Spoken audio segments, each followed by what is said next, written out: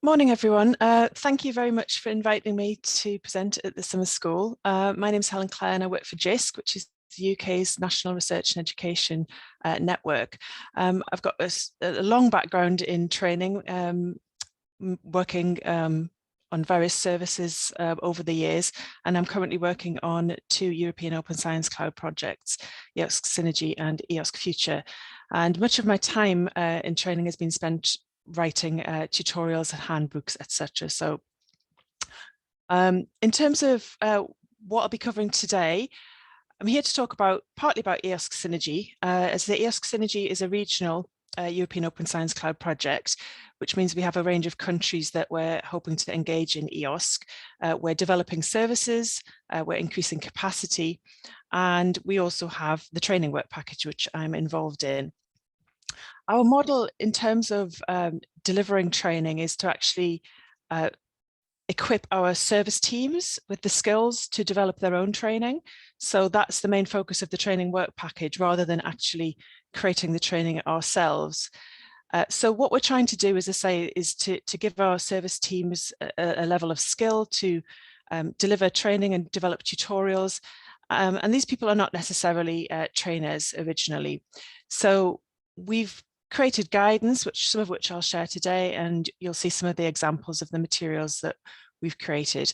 We try to keep quite a realistic approach, because we're aware that many service teams don't have the resources to produce sort of the level of training that, say, LinkedIn Learning might produce. So we try to keep quite realistic and give practical suggestions. So I'm here to talk about service tutorials, and you've just heard a talk about documentation from Rob and Chris, which was really interesting to see their definitions and their explanations of the different types of documentation that they have. I noticed there's already a question in the document about what's the difference between documentation and tutorials. So in terms of my interpretation, I think documentation is the broader term. So there are many different types of documentation, which you saw from EUDAT. It could be feature guides, how-to guides, FAQs, tutorials. Some documentation says very feature focused. So it's a sort of listing of the features of a service. So how to use a particular feature. So you kind of need to know the feature before you look it up and use it. Others are more broad, looking at the task. What are you trying to do? And the guide or tutorial might use several features of a product to achieve that task. Some of the most frustrating documentation I've seen is around features, where it just says, to use the X feature, click on this button and you can use that feature, but it doesn't explain the background, what that feature does, why you might want to use it. Today, so there are several different types of documentation, and I think there's not a clear line between the different types of documentation, because, to say, you go to some user documentation and it's actually very tutorial-like. So today I'm particularly focusing on standalone independent learning tutorials. So these are things that people will go to as an individual and work through. There are different types of tutorials, sort of overview information tutorials and step-by-step tutorials. So I'll be going through some of the examples and some tips. I'll be giving general advice and not really focusing on the specific tools that have been used to create the materials. And in terms of that general advice, I think because of the overlap between different types of documentation, I think hopefully you should find these tips useful for any type of documentation, as well as the service tutorials. So in terms of developing any kind of training, there is a process, and there should be planning and thinking involved, rather than just jumping in and developing your training. So I think that's the first key point. In terms of instructional design, there is a common model called ADDIE, which is Analysis, Design, Development, Implementation and Evaluation. And this provides a framework for you to work through, just to make sure that you don't miss any of the steps. The process is iterative, so you're likely to go around the process a few times, And the key point for me is the evaluation, that you evaluate the needs at each stage. And as quite clearly came out of the EUDAT presentation, user needs are central. But I think it's important not to just jump in and develop. You need to consider those user needs in your analysis right from the start, and that feeds into your design and development. So in terms of the planning and design, as we've already seen, the user needs are central. So some key points to think about are: who are you trying to attract, and what do they want to do? And there is an element of why as well, because I think with a lot of training, you're actually playing a promotional role. You want to attract users to your service, so they do need to understand why your service is useful and what it will do for them. And one of the key points here, I think, is not to make assumptions. Don't make any assumptions about the previous knowledge or experience, or that they know why what your service is and why it's important. So the example on the slide is from Microsoft Learning, and they have quite clear indication of who the audience is at the top there. They also have clear learning objectives. So in this module, you will use Gatsby, add data, deploy your app. So it's very active. You will actually be doing things in this particular tutorial. And they do also give the prerequisites that are required. So again, it's useful to spell this out, and if possible, give some pointers towards previous material, which can give them the grounding that they need before they come on your tutorial. So in terms of, as I say, I'm going to give a few examples of different types of tutorial and pull out the the key general advice as we go through. This is just another example from Microsoft. Again, you see the same consistent format coming out. They tell you who the users are, what you'll be doing, and give clear learning objectives. Now the objectives on this one are slightly different. So it just says, after completing this module, you'll be able to describe the benefits and usage of. So this one isn't as much about doing. This is more just about understanding what the service is and what it does. But again, it does give the prerequisites, and another interesting feature, it does give a set of learning paths. So it puts this particular tutorial in a sequence which the users can follow, either to go to material that they can use beforehand or subsequently. Now, in terms of online learning and online tutorials, obviously that I'm sure you've all experienced over the last couple of years, there are many ways that online learning can be delivered. But today we're talking about standalone independent learning. And so things like discussion and collaboration won't be so prominent. In most standalone tutorials, you see these types of activities. So as I've mentioned, giving information, things about the benefits of the service, any background knowledge that might be useful to using that service, and descriptions and illustrations of features.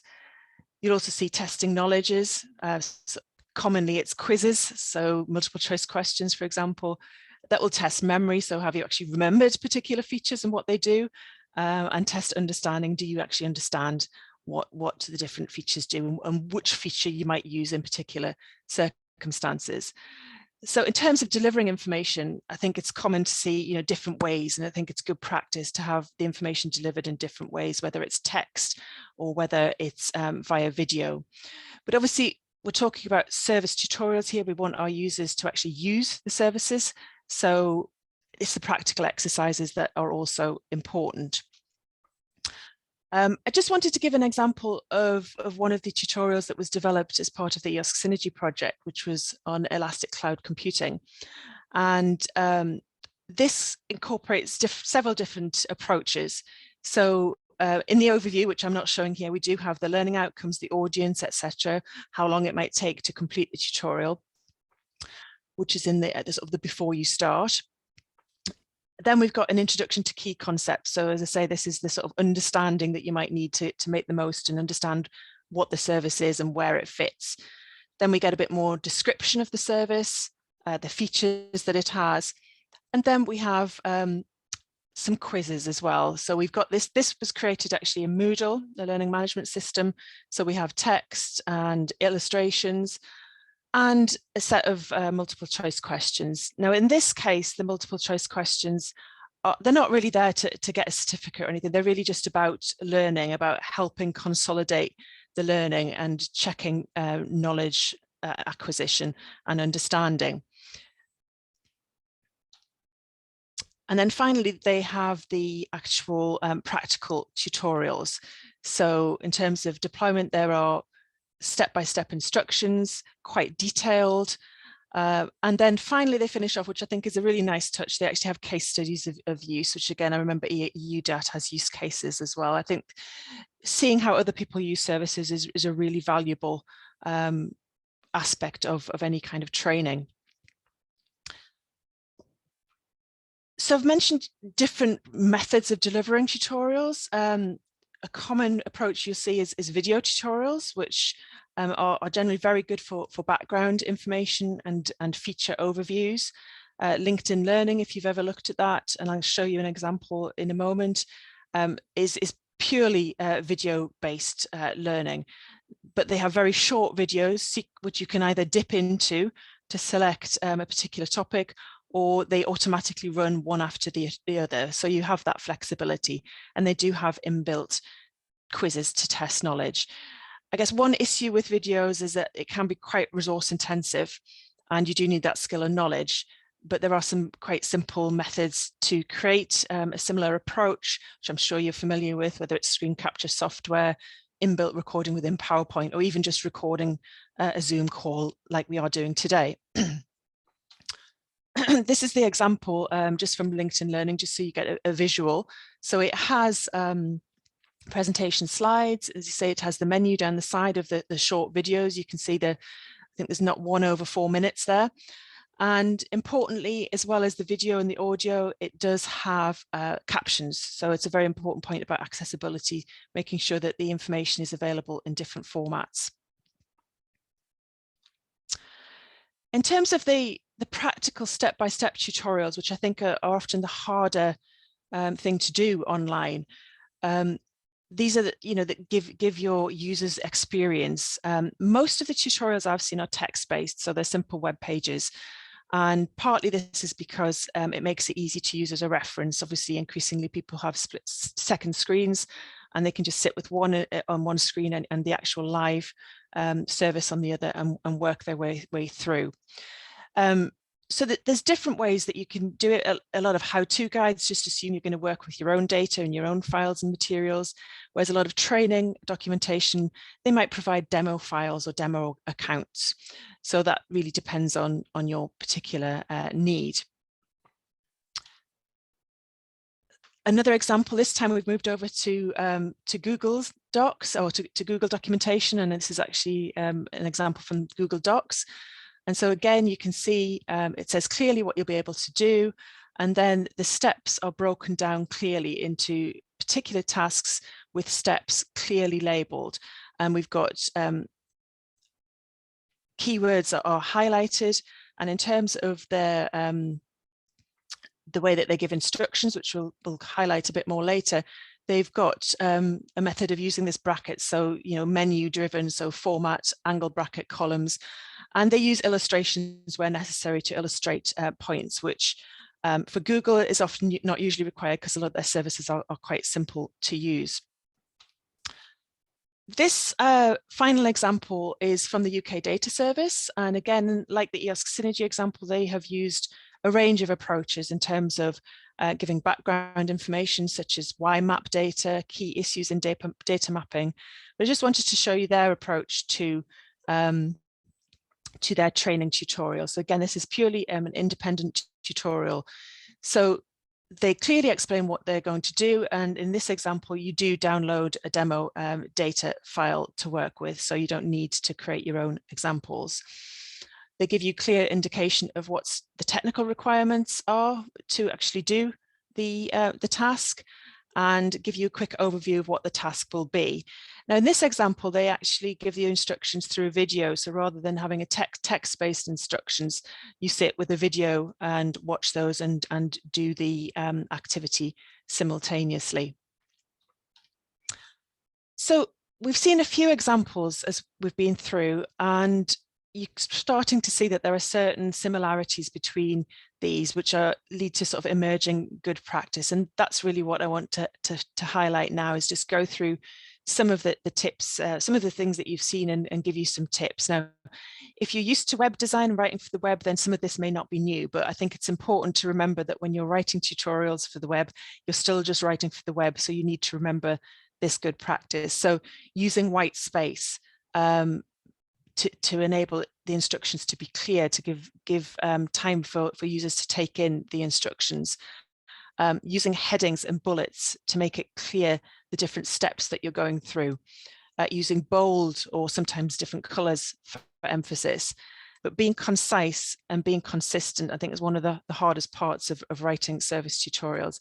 And it's interesting to note that no matter how much money Microsoft and Google have, their tutorials are very simple, very plain. They just follow this sort of model. In terms of writing instructions, obviously we want to provide step-by-step instructions.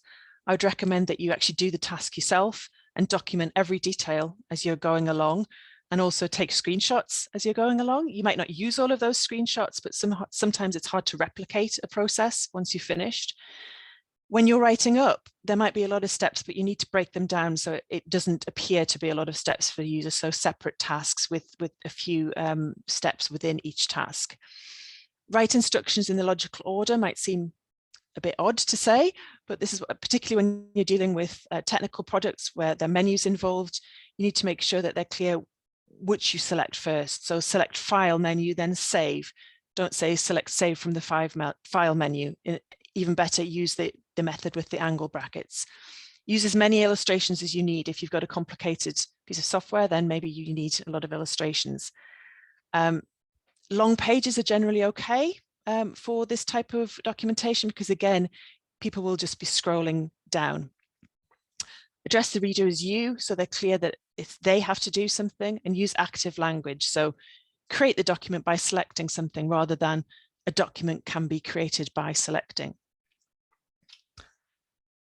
In terms of tools for creating content, as I said, I'm not focusing on the different tools that are available, but there are many out there, some of them free, open source, some of them you pay for. But do be aware that obviously because of the key to writing service tutorials is simplicity, you may already have a lot of the tools and it doesn't necessarily involve a lot of cost. Some final practical tips for content creation that we've learned the hard way, really. If you are using any kind of learning management system like Moodle, I'd highly recommend creating all of the content outside and uploading it as a sort of last point, really, because it's not designed to be a document store, and you can have issues with just saving the documentation. So keeping it outside. Keep track of the resources that you use, so you can cite appropriately. It's good practice, obviously. Get feedback from others regularly. As you've mentioned, that feedback loop, it's important, but at each stage of the process, it's useful. I mentioned accessibility briefly, but again, this is an important point for all web resources and tutorials, so ensuring content can be accessed from different devices, but from users with different needs. And a final very key point is allow enough time and resource to create your tutorials. So that's really all I was going to cover. Just finishing up with maintenance. I think that's one of the important points, is that your tutorials will need updating. We do need to make it easy, so keep the tutorials short or the videos short. Web pages are easy to update. Consider using templates and guidelines for creating tutorials, and that will save an awful lot of time. I've put together a list of references that I've used in the presentation. These are the examples that I've used. And finally, some links to further guidance and further reference. The top link there is our EOSC Synergy course on creating online quality training, which will give an overview and has forms and templates for you to use. And my final point is I just want to mention UX and service design. Obviously, the better designed your service is, the less the requirement there is for training, and that also help can be built into your service design through contextual help. So please do bear that in mind. And that's it. So thank you.